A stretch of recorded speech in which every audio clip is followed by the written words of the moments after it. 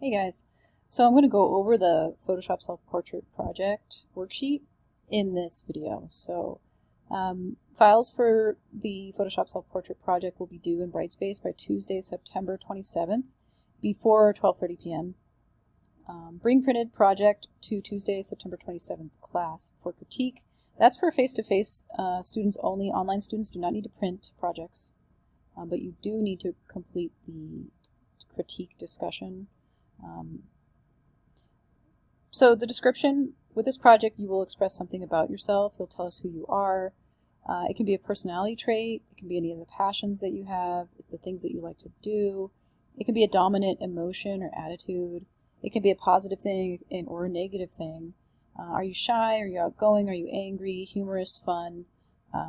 If so, how can you go about communicating this visually? Once you determine, what personal attributes you want to communicate, you will create a Photoshop composition that expresses these personal characteristics visually. And you can use only visual elements, so like color, mostly color really, but you can also use some symbolism, but no text of any kind. Try using visual language to communicate emotion. And like I said, symbolism is a great idea to try and add.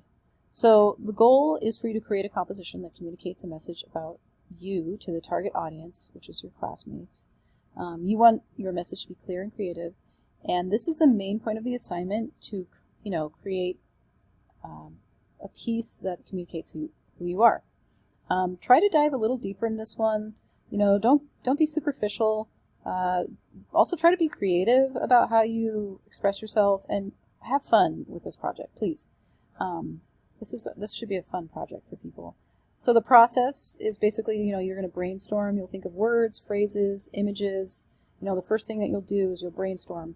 And you'll try to get concepts that have to do with you and what you want to express about yourself.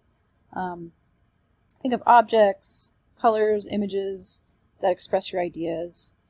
Then next, after you kind of figure out what the main thing that you really want to get across about yourself in your self-portrait, next, after you figure that out, you'll create 3 thumbnail sketches, and you will submit these to me by the due date listed in Brightspace. So check back at Brightspace for the due date on those thumbnails. And then choose your best thumbnail idea from the 3 that you created, and use that idea to work from when making your self-portrait in Photoshop. So thumbnails are really quick sketches. They can be really simple.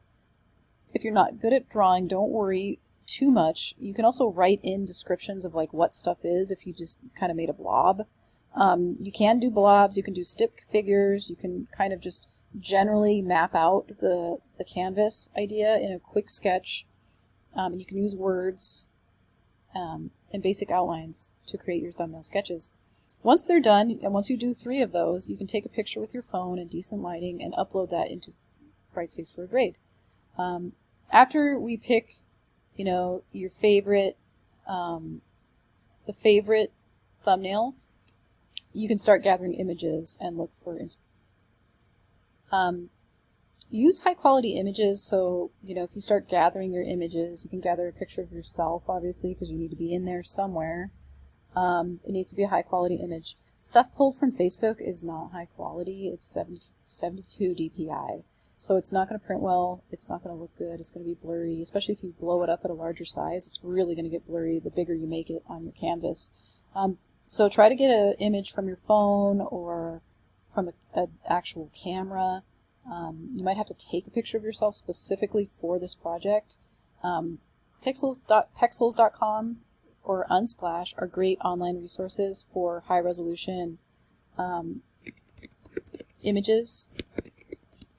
And use an excellent quality image of yourself. Like I said, no blurry images in this project, please. Like I said, images pulled directly off your phone will work for this. And then you can start constructing your self-portrait using this Photoshop software. Once you get that looking the way you want it to, you can save out the correct file types, which I want a PSD and a JPEG, in Brightspace by the due date. And please name your files appropriately. Also, one thing to remember about the JPEG that you export or that you save sorry, I'm doing this save out of Photoshop. Make sure it's 300 ppi, so you want to make sure that it's in high resolution, 300 ppi, and that it's in CMYK color mode. So you'll have to do a file, save a copy out of Photoshop to get the JPEG file. I want both a JPEG and a PSD file in Brightspace by the due date. So below are some examples of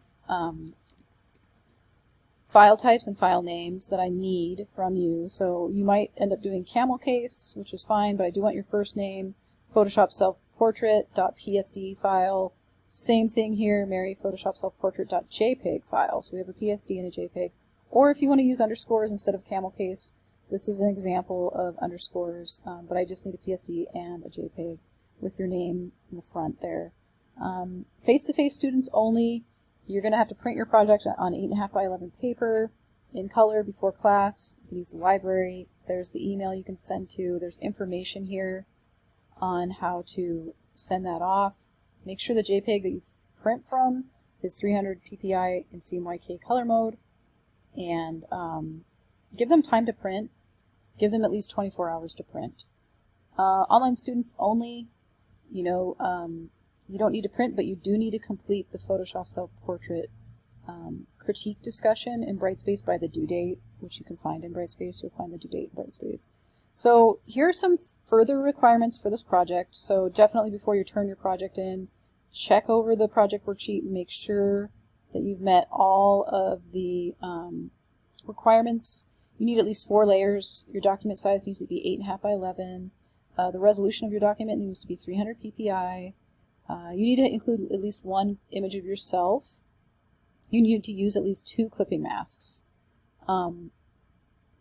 So definitely need some clipping masks in there. Clipping out objects.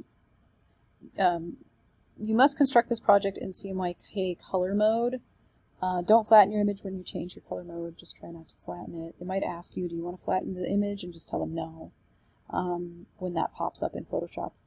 You must use a high resolution image of 300 ppi or higher in your document. No blurry images.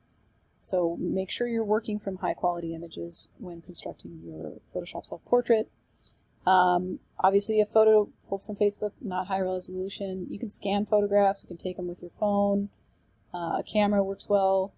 You can also use Unsplash and Pexels, are just some of the websites. I think there's one called Free Pix as well that you can use, free, royalty-free images that are high resolution that you can download from the internet. Here's some examples of self-portrait projects that are created in Photoshop, and you can see what they're doing, what the symbolism is there, and how they created themes in a really visual way. So there's this woman here, she's kind of clipped out of this lonesome highway. It's a very drab image. It looks desaturated, like they used the hue saturation adjustment layer that we did in the color assignment, and they desaturated that image of the road.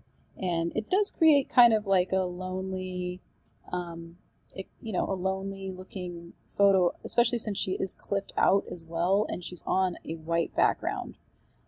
For me, this is a little bit simple. Like, I would hope that you would do something a little bit more complicated, but it is a nice example of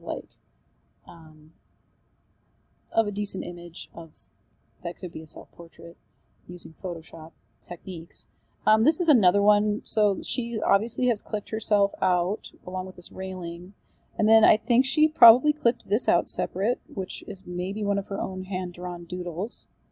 It's a piece of paper, I think. And she might have drawn this and scanned that in, or somehow gotten that into the computer, and she did it by hand, or she did it in the actual software. She also clipped out what looks like to me a telescope, and then she also drew these stars and put in probably a picture from NASA. You can actually go to NASA's website and pull really high resolution images of the sky for free. So she might have done that there. Here's another one. A kid, a young man, I guess I should say, walking down the road. There's like a ball and chain and his phone. And he's kind of walking into nature. So he's really made everything here very stark. He's using a leading line here to lead your eye into him, which is a great device. There's another line here that leads into him. There's another line here that's leading into him. He's kind of almost creates a little bit of a focal point. And, you can see nature in the background, and it's very colorful, and it looks like, so he's kind of breaking the bonds of technology and moving forward with his life into maybe more of a natural life, which might symbolize happiness for him.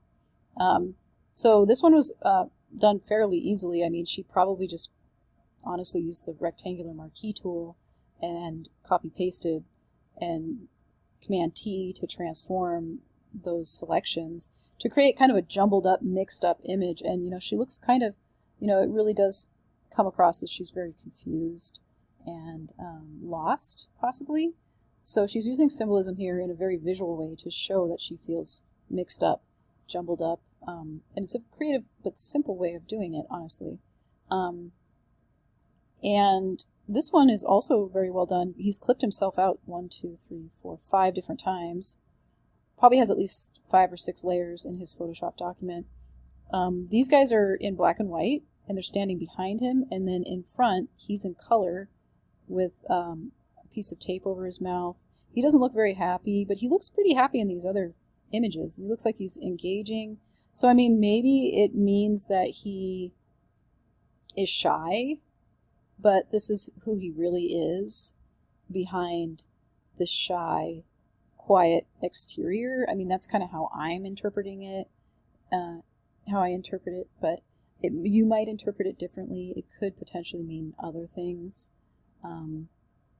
but I feel like he's holding back who he really is, and was able to express that with just purely visual ideas. So those are just some examples of really creative ways of doing your Photoshop self-portrait project. So anyway, I hope you guys have fun with this. Make sure you look over the project worksheet, read it through a couple times, get familiar with it, try to do a good job on your thumbnails, try to really put a lot of thought into how you want to approach this project. And I really do look forward to seeing what you come up with. And also remember, there will be a rough draft due soon, so check Brightspace for the due date on that. Thanks.